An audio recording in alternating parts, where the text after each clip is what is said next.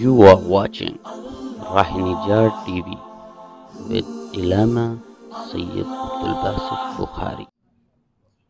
بعد از حمد و صلات لائق صد تعظیم و تکریم جمیع حضرات، السلام علیکم ورحمۃ اللہ تعالی وبرکاتہ۔ مالک لم یزل کا ہم پر کروڑوں احسان ہے، اس نے ہمیں ایک مرتبہ پھر اپنے گھر میں بیٹھ کر اپنا اور اپنے حبیب مکرم صلی اللہ علیہ وآلہ وسلم کا ذکر کرنے کی توفیق عطا فرمائی ہے۔ دعا کریں آج کے عنوان کے حوالے سے میں یہاں پر جو کچھ بھی بیان کروں، رب ذوالجلال مجھے حق اور سچ بیان کرنے، پھر ہم سب کو تمام باتوں پر عمل کرنے کی توفیق عطا فرمائے۔ آج کی جو میری گفتگو کا عنوان ہے وہ یہ ہے کہ دین کے لیے جن حضرات نے مصیبتیں تکالیف برداشت کی، ان لوگوں پر کیسی کیسی مشکلات آئی، کس طریقے سے کفار نے، یہود و نصارہ نے انہیں ستایا، ہر طرح کی پریشانی اور مصائب کے بعد ان کی زبان سے ایک ہی لفظ نکلتا تھا کہ اللہ واحد ہے، ہم اسی کی پرستش کریں گے، اسی کو اپنا الہ مانیں گے، اور نبی رحمت صلی اللہ علیہ وآلہ وسلم اس کے آخری رسول ہیں۔ جنہوں نے اللہ رب ذوالجلال کو ایک مانا، ان پر ظلم و ستم کے پہاڑ ڈھائے گئے۔ آج کے اس دور میں، دور پر فتن میں، مثلا نماز پڑھی جاتی ہے تو نرم قالینیں، مسجد میں آئیں تو ٹھنڈی ہوا، گھروں میں نماز پڑھیں وہاں پر بھی گیزر کی سہولت، مسجد میں نماز پڑھے وہاں پر بھی گیزر کی سہولت۔ تو آج کا یہ جو مسلمان ہے، اس کی یہ سمجھ نہیں آتی کہ اتنی آسائشوں، اتنی سہولیات کے بعد بھی آج کا مسلمان مسجد کی زینت بھی نہیں بن رہا، عبادتوں کے قریب بھی نہیں جا رہا۔ اس کی وجہ ہے ہمارے ایمان اتنا کمزور ہو چکا ہے کہ جو ہمیں عبادت کی طرف رغبت ہی نہیں دلاتا۔ اور آپ کو پتہ ہے کہ میری جتنی گفتگو ہوتی ہے وہ صرف اور صرف اسی بات پر ہوتی ہے کہ آپ یہ جو اجتماع ہمارا ہوتا ہے، اس میں سے کسی ایک بندے کا دل بھی بدل گیا تو اللہ تعالیٰ ہماری آخرت سنوار دے گا اور ہمارا یہاں بیٹھنے کا مقصد پورا ہو جائے گا۔ اور میں نے کبھی بھی آپ کو نہ فضول قسم کے واقعات سنائے، نہ فضول قسم کا شعر سنایا ہے، نہ کوئی کہانی گڑھ کے رکھی ہے، یا آپ کو قرآن بتایا ہے یا فرمان رسول پاک بتایا ہے۔ یہ اس بات کی آپ لوگ سارے تصدیق کریں گے انشاءاللہ۔ نبی پاک صلی اللہ علیہ وآلہ وسلم کا دین قبول کیا یا اس سے پہلے انبیاء علیہ السلام، ان کے دین پر جو بھی چلا اخلاص کے ساتھ، اس پر پریشانیوں کے پہاڑ ڈھائے گئے۔ اور میں جتنی بھی یہ گفتگو کروں گا یہ قرآن حکیم میں بھی ہے، اور جیسے ایک لفظ بولا جاتا ہے سیاستہ، یہ 6 کتابیں میں نے پہلے بتایا تھا، ان میں سے بھی صحیحین کا لفظ بولا جاتا ہے۔ ایک لفظ بولا ہے صحیحین، کیا لفظ ہے؟ صحیحین۔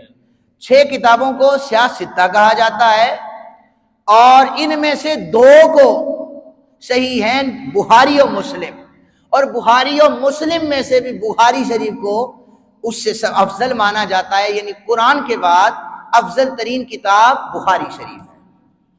اس میں سے یہ روایات پڑھ رہا ہوں۔ نبی پاک صلی اللہ علیہ وآلہ وسلم کے صحابی حضرت فقی رضی اللہ تعالی عنہ، یہ بھی حضرت بلال حبشی رضی اللہ تعالی عنہ کی طرح امیہ کے غلام تھے۔ غلاموں کے لیے کسی قسم کا کوئی رول نہیں تھا، کوئی قاعدہ قانون نہیں تھا۔ کبھی انہیں جانوروں کی طرح، جانوروں کے حقوق بھی تھے لیکن غلاموں کے حقوق نہیں تھے۔ ان کے گلے میں رسی ڈال کر بازاروں میں پھرایا جاتا۔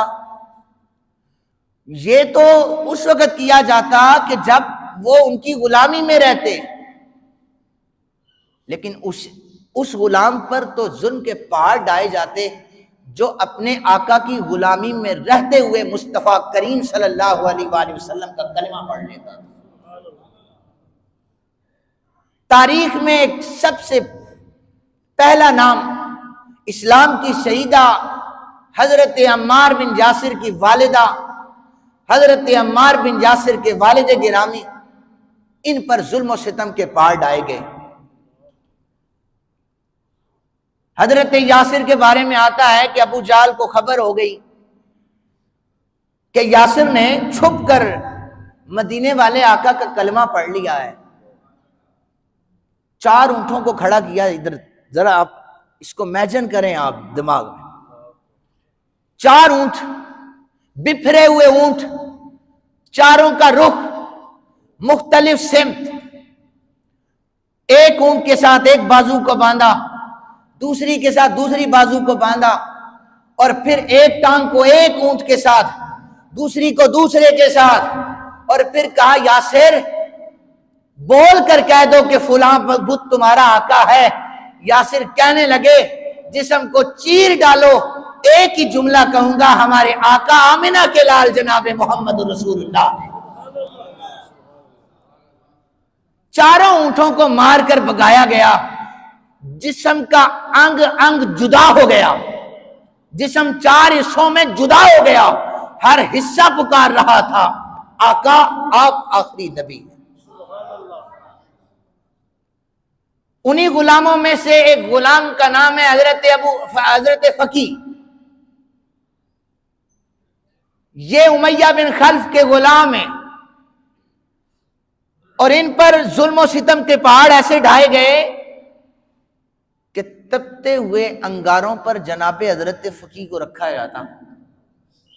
ان انگاروں سے حضرت جناب فقی کے جسم کی کھال جو ہے وہ جلتی تھی، پھر چربی پگھلتی تھی، پگھلنے کے بعد وہ جسم سے نکلنے والا مادہ انگاروں پر گرتا تھا تو انگار بجھ جایا کرتے تھے۔ یہ ظلم تھا، اور امیہ یہ کہہ رہا ہوتا تھا فقی اب بھی تیرے پاس وقت ہے، اللہ کو چھوڑ کر تو فلاں بت کی پرستی شروع کر دے، تجھے آزاد کر دوں گا، اتنا مال دوں گا کہ تو خوش ہو جائے گا۔ لیکن حضرت فقی ایک ہی جملہ کہہ رہے تھے، میرا خدا وہ ہے جس کا اعلان میرے آقا کریم صلی اللہ علیہ وآلہ وسلم کیا۔ تو حضرت ابو بکر پاک کو اللہ تعالیٰ نے ویسے تو بہت زیادہ عظمتوں سے نوازا ہے، لیکن جب حضرت بلال پر ظلم ہوا تب بھی انہیں حضرت ابو بکر پاک نے خریدا، اور جب حضرت فقی پر ظلم ہوا انہیں بھی حضرت ابو بکر پاک نے خریدا۔ چونکہ یہ سودا بازیاں منڈی میں بکنے والی کسی اجناس کا نہیں ہو رہا تھا، یہ اس منڈی میں سودا ہو رہا تھا جس منڈی میں بکنے والے صرف اور صرف بارگاہ رسالت مآب میں بکنا چاہتے تھے، اور جو دربار رسالت میں بک جاتا ہے لوگوں وہ کتنا عظیم ہوگا، بک دربار مصطفیٰ میں رہا ہے، اور خریدنے والا عاشقوں کے امام ابو بکر صدیق ہے۔ وہ کتنا زبردست سودا ہوگا نا کہ دین کی خاطر جو بک رہا ہے۔ کسی نے کہا تھا جب تک بکے نہ تھے کوئی پوچھتا نہ تھا، جب تک بکے نہ تھے کوئی پوچھتا نہ تھا، یا رسول اللہ آپ نے خرید کر ہمیں انمول کر دیا۔ کیسے درود پاک پڑھنے والوں کو کوئی کہہ دے کہ یہ بدعت ہو رہی ہے، کیسے اپنے آقا کریم صلی اللہ علیہ وسلم کا نام لینے والوں کو کوئی یہ کہہ دے کہ یہ شرک ہو رہا ہے۔ تمہارا شرک تمہاری بدعت تمہیں مبارک ہو۔ رب کعبہ کی قسم، جو رسول اللہ کے صحابہ کا غلام ہے اس کی ہر ہر سانس چلتی ہی مصطفیٰ کریم کی محبت میں ہے۔ فقیر تڑپ رہے ہیں، حضرت جناب ابو بکر پاک کی نظر پڑی۔ حضرت ابو بکر پاک نے کہا تیرا بندوبست کرتے ہیں، پریشان نہ ہو۔ دوسرے دن جا کر امیہ سے کہا اس غلام کو بیچ دے، یہ پہلے ہی بک چکا ہے، یہ دل سے بکا ہوا ہے، تیرے پاس تیری باتیں نہیں مانے گا، اسے بیچ دے۔ آپ نے ہاتھ پکڑا اور حضرت فقی کو مصطفیٰ کریم کے قدموں میں لا کر چھوڑا۔ ان تاریخ کے ابواب یا احادیث کی روایات کو جھٹلایا نہیں جا سکتا۔ آج کے اس دور میں مسلمانوں کو کوئی پریشانی نہیں ہے، کوئی مصیبت نہیں ہے، لیکن اسے نہ دین کی خبر ہے، نہ یہ خبر ہے کہ بروز محشر اس اللہ کی بارگاہ میں جب پیش ہوں گے کیا منہ لے کے جائیں گے۔ اپنی سہولیات اور اپنی زندگی کے میل جول میں یہ مصروف انسان بھولا ہوا ہے کہ فرمان خدا کیا تھا۔ دوسری روایت پھر میں صحیحین سے پڑھ رہا ہوں، ان کا نام ہے حضرت خباب بن ارت رضی اللہ تعالی عنہ۔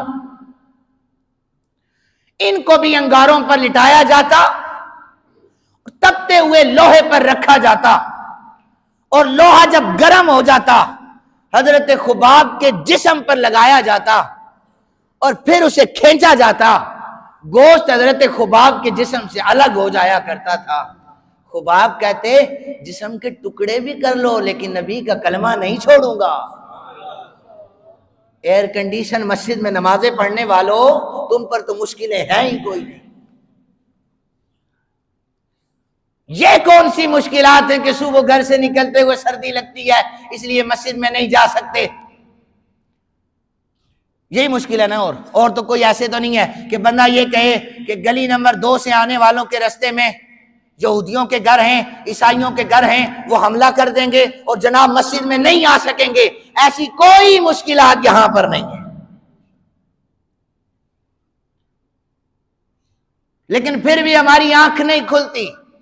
لیکن اپنے جو دنیا کے کام ہیں، آپ الارم سیٹ کریں، آپ کو پتہ ہے دفتر کس وقت جانا ہے، آپ کو پتہ ہے دنیا کے کام کس وقت کرنے ہیں، کب میں نے فلاں جگہ پر وقت دیا ہوا ہے، فلاں جگہ پر جانا ہے، نہیں یاد تو نہ فرمان خدا یاد ہے، نہ فرمان رسول کریم صلی اللہ علیہ وآلہ وسلم یاد ہے۔ اپنے آپ کو بدلیں، وقت بڑا تھوڑا ہے، کسی کو خبر نہیں ہے سانس اندر گیا باہر آئے گا بھی کہ نہیں۔ تو حضرت خباب کے جسم سے جب چمڑی ادھیڑی گئی نا تو ایک دن چھپ کر بارگاہ مصطفیٰ کریم میں تشریف لے گئے۔ آقا کریم صلی اللہ علیہ وسلم نا ایک چادر کے ساتھ تکیہ بنا کر کعبۃ اللہ کی دیوار کے ساتھ آرام فرما رہے تھے۔ حضرت خباب کی آنکھوں میں آنسو ہیں اور عرض کرنے لگے آقا ظلم کی انتہا ہو گئی ہے، برداشت سے باہر ہو چکا ہے، آقا اب برداشت نہیں کر سکتے۔ یہ شکایت کافر سے نہیں کی کہ بس کر دے کلمہ چھوڑوں گا، نہیں، ادھر لچک نہیں آئی۔ بارگاہ مصطفیٰ میں اپنے لاڈ منوانے کے لیے صحابہ آگے، آقا بہت زیادہ ظلم ہو رہا ہے، جسم کا پورا وہ گوشت گل چکا ہے، یا رسول اللہ ہڈیاں نظر آ رہی ہیں، گرم لوہے پر لٹایا جا رہا ہے، آقا ہاتھ اٹھائیں نا اللہ سے، ہماری مدد آ جائے، نصرت آ جائے۔ لجپال آقا کریم صلی اللہ علیہ وسلم نے ناراضگی کا اظہار کیا۔ حضور نے فرمایا میرے خباب اتنی جلدی تم نے ہار مان لی ہے؟ تم سے پہلے انبیاء علیہ السلام کی محبت میں، ان کی محبت کی پاداش میں سروں پر آرے رکھ کر جسموں کو چیرا گیا، دھڑ سے سر کو جدا کر دیا گیا اور زمین میں دسا کر سر پر آرا چلایا گیا۔ انہوں نے تو اپنے اللہ کی بارگاہ میں کوئی شکوہ نہیں کیا، کوئی گلہ نہیں کیا، خباب تیرے جسم میں تھوڑی سی تکلیف پہنچی ہے اور تو میرے پاس آ گیا ہے۔ یہ تھوڑی تکلیف تھی، جسم گل چکا تھا اور حضرت خباب رو رہے تھے، شرمندہ تھے کہ شکایت کر بیٹھا ہوں۔ میرے آقا کریم صلی اللہ علیہ وآلہ وسلم نے فرمایا دیکھو تم سے پہلے حضرت یحییٰ بھی تھے، حضرت زکریا بھی تھے، حضرت عیسیٰ بھی تھے، ان کے ماننے والوں کو سولیوں پر لٹکایا گیا، آرے سے ان کے جسموں کو 2 ٹکڑے کر دیا گیا، ان کی گردنوں پر چھریاں چلائی گئی، خباب انہوں نے تو کبھی غلا نہیں کیا۔ آئیں ذرا جو میں نے آیت پڑھی ہے اصحاب الاخدود کے حوالے سے، کہ جو میرے آقا کریم صلی اللہ علیہ وسلم جب حضرت خباب کو یہ بیان کیا نا، قرآن کی یہ آیت مقدسہ نازل ہوئی، ام حسبتم ان تدخل الجنہ ولما یاتکم مثل الذین خلو من قبلکم، تمہارا کیا خیال ہے اس طرح جنت میں داخل ہو جاؤ گے حالانکہ ابھی تم پر پہلے والی لوگوں جیسی حالت آئی نہیں ہے۔ 2023 میں بیٹھنے والے سوچ رہے ہیں بڑے نرم قالینوں پر سجدہ دیں گے جنت ملے گی۔ جنت میرے اور آپ کے اعمال کی وجہ سے نہیں، اللہ کی رحمت کی وجہ سے ملے گی۔ جی ہاں، اللہ کی رحمت کی وجہ سے ملے گی۔ باقی مجھے بھی پتہ ہے، آپ کو بھی پتہ ہے کتنے پانی میں ہیں۔ جی ہاں، سب کو پتہ ہے۔ اپنا اپنا احتساب دوسروں سے نہ کروائیں، اپنا احتساب خود کریں۔ قرآن کی یہ آیت پاک نازل ہوئی کہ خباب جنت ویسے ہی مل گئی؟ نہیں، جنت ایسے نہیں ملتی خباب، جب تک پہلے والے لوگوں جیسی تمہاری حالت نہیں نہ ہوگی ایسے جنت نہیں ملتی۔ اور پھر قرآن پاک کی اس آیت کا مصداق حسین ابن علی نے کربلا کی دھرتی پر بن کے دکھایا کہ جب رسول اللہ کے دین پر باری آئے 72 تنوں کو میں قربان کروا کر بتا رہا ہوں دنیا والوں یاد رکھنا، نبی کا نواسا کھڑا ہے، اپنا سر کٹا تو سکتا ہے لیکن کسی جابر کے سامنے جھکا نہیں سکتا۔ دنیا کے سامنے یہ تفسیر تھی کہ 1400 سال پہلے جس محمد پاک صلی اللہ علیہ وآلہ وسلم نے اپنے صحابہ سے کہا تھا، صحابہ مشکلات ابھی آئے ہی نہیں ہیں، آقا کریم صلی اللہ علیہ وآلہ وسلم کے وصال کے 60 برس بعد ان کے نواسے نے آیت کی تفسیر کر کے بتائی کہ نبی پاک کا خون اس طرح دین مصطفیٰ پر قربان ہو جایا کرتا ہے۔ فرمایا خباب دیکھو اس سے پہلے بڑے ظلم ہوئے ہیں، انہوں نے کوئی گلہ نہیں کیا، انہوں نے کوئی شکوہ نہیں کیا۔ سنیں ذرا اصحاب الاخدود، آپ کو پتہ ہونا چاہیے، آپ کے لیے ہو سکتا ہے کچھ کو پتہ ہو لیکن نئی بات بھی ہے، چونکہ قرآن پاک ہم صرف پڑھتے ہیں، سورہ بروج 30ویں پارے میں ہے، بہت دفعہ پڑھی ہوگی۔ اصحاب الاخدود یہ مسلم شریف میں موجود ہے، پورا واقعہ موجود ہے۔ میں نے کہا نا میں کوئی ایسا قصہ نہیں سناؤں گا جس کا کوئی سر پیر ہی نہ ہو، مسلم شریف یعنی صحیحین میں موجود ہے۔ یمن کا ایک بادشاہ تھا اور یہودی تھا، بڑا ظالم تھا، عیسائیوں پر ظلم کیا کرتا تھا، اور وہاں پر جتنے بھی لوگ تھے وہ حضرت عیسیٰ علیہ السلام کے ماننے والے تھے۔ اس نے ایک جادوگر رکھا ہوا تھا، یہ ذرا توجہ سے سنیے گا بچے بھی، جوان بوڑھے سارے۔ اس نے ایک جادوگر رکھا ہوا تھا اور وہ جادو سے اس سے بڑے بڑے کام کروایا کرتا تھا۔ جب جادوگر بوڑھا ہو گیا تو اس نے بادشاہ سے کہا، بادشاہ وقت تم ایسا کرو کہ کوئی نوجوان پڑھا لکھا میرے سپرد کر دو، چونکہ میں دنیا سے جانے والا ہوں تو میں چاہتا ہوں کہ جادو کی جتنی ٹرکس ہیں، جتنی چیزیں ہیں وہ اس کو سکھا دو۔ بادشاہ نے ایک پڑھا لکھا نوجوان جادوگر کے حوالے کیا کہ اسے جادو سکھاؤ، تمہارے بعد تمہارے جادو کو یہ زندہ رکھے گا۔ اب وہ نوجوان روزانہ جادو سیکھنے کے لیے بادشاہ کے دربار میں آیا کرتا تھا اور جادو سیکھتا۔ اس کا گھر بڑا دور تھا، لیکن ایک دن اچانک کسی نے بتایا کہ رستے میں ایک عیسائی راہب ہے، اس کا گھر بھی آتا ہے، وہ لوگوں کو جناب عیسیٰ کے دین کی باتیں بتاتا ہے، تو ایسا کرو کہ اس سے ملاقات بھی ہو جائے گی۔ وہ بچہ جو ہے وہ یہودی دربار میں بادشاہ کے پاس جاتا تھا، تو رستے میں راہب کے پاس رکتا تھا، اس سے دین سیکھتا تھا اور پھر وہ بادشاہ کے پاس چلا جاتا۔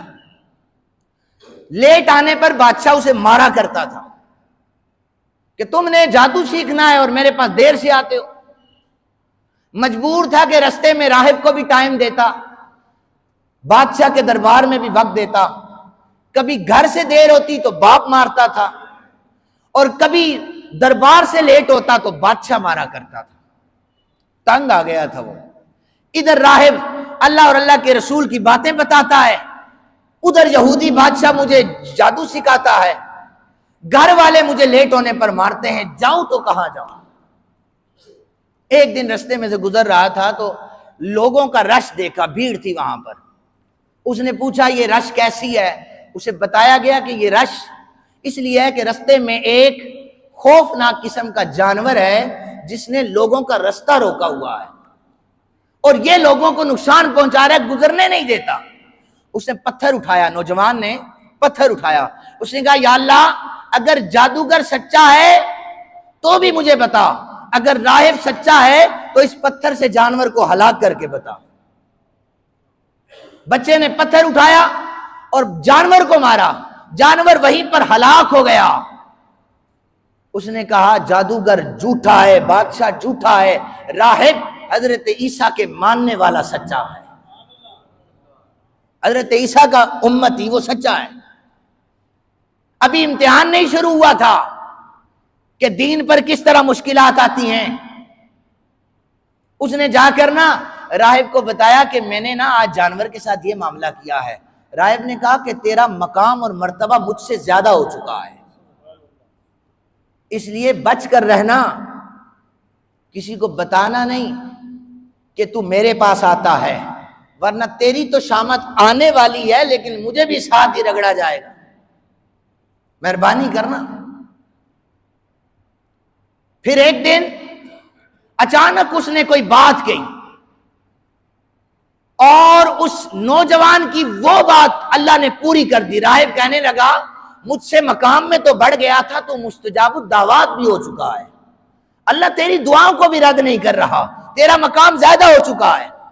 بات پھیلتے پھیلتے پورے یمن میں پھیل گئی کہ فلاں ایک لڑکا ہے جو ہاتھ اٹھاتا ہے، اللہ کوڑ کے مریضوں کو، جس مرض کا مریض آ جائے اللہ شفا دے دیتا ہے۔ یہ خبر پھیلتے پھیلتے بادشاہ کے دربار میں پہنچی۔ بادشاہ کو بھی خبر نہیں تھی کہ فلاں جوان ہے جو میرے پاس جادو سیکھنے آتا ہے۔ بادشاہ کے ایک وزیر کو بیماری یہ ہوئی کہ اچانک اس کی آنکھیں چلی گئی۔ وزیر چھپ چھپا کر اس لڑکے کے پاس آیا۔ لڑکے نے کہا شفا میں نہیں دیتا، دعا کروں گا شفا اللہ دے گا۔ ہاتھ اٹھائے، اللہ نے آنکھیں واپس پلٹا دی۔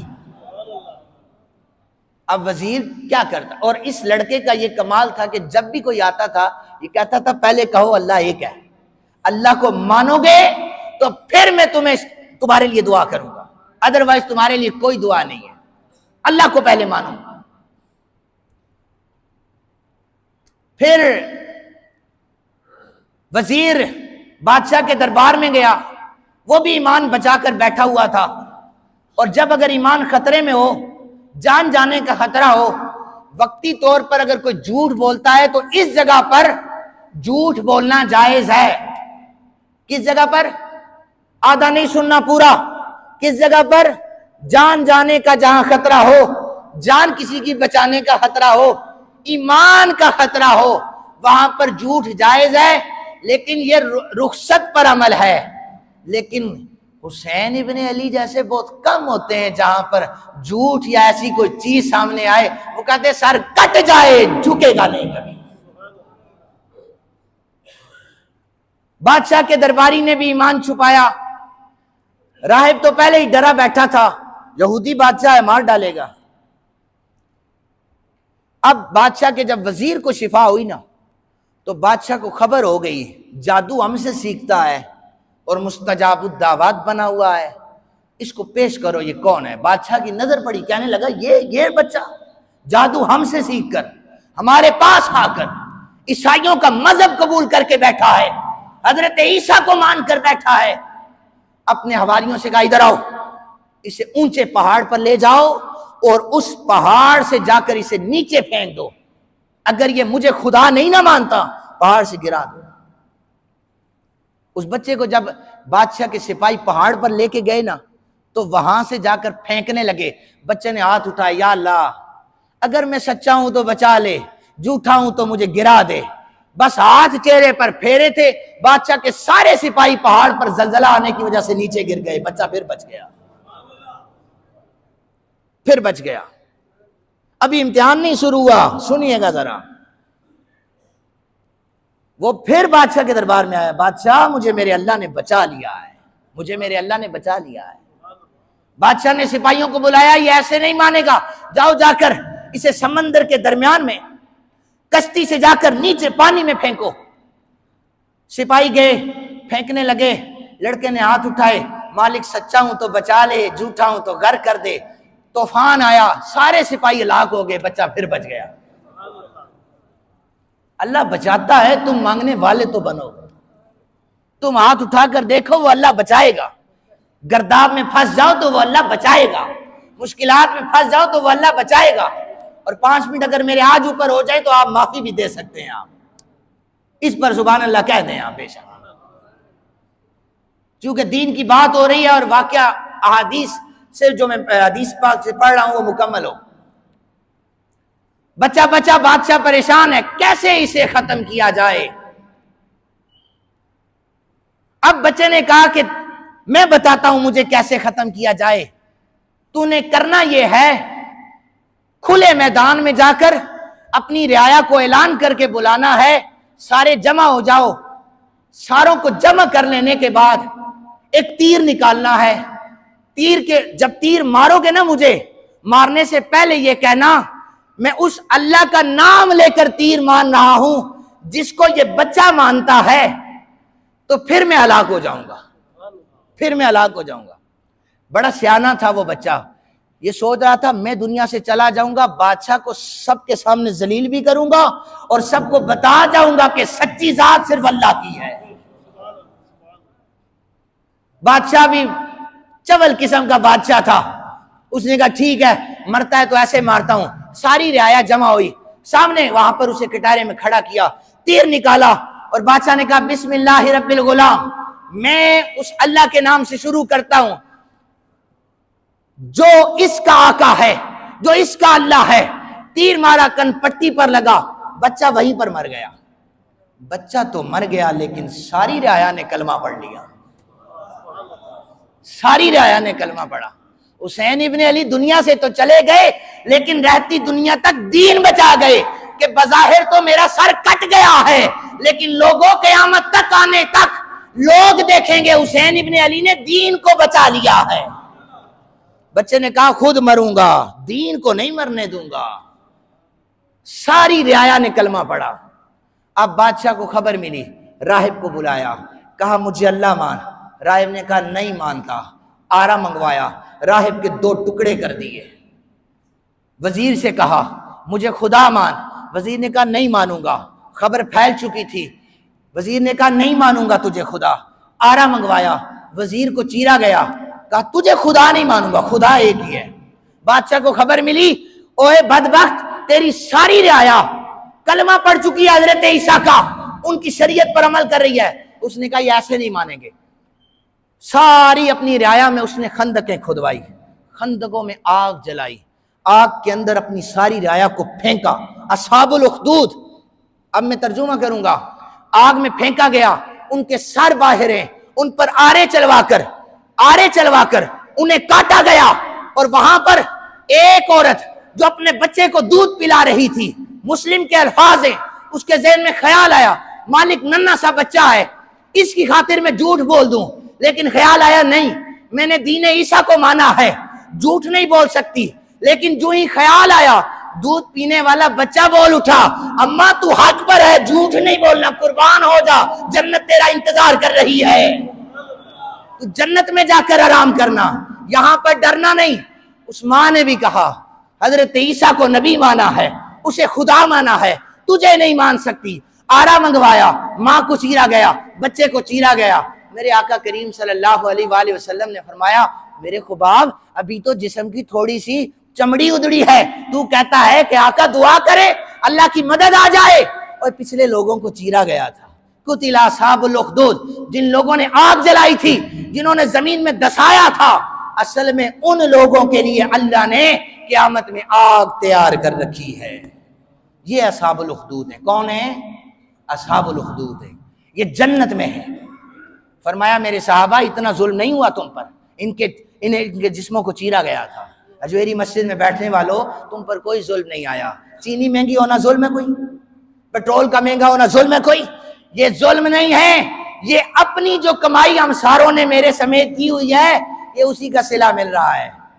لہذا اپنے اللہ کے گھروں کو آباد کر کے توبہ استغفار کریں، رب ذوالجلال بس ہم سے راضی ہو جائے۔ اللہ تعالیٰ سے دعا ہے دین کے لیے جتنی مشکلات آئیں ہمیں صبر کرنے کی توفیق عطا فرمائے۔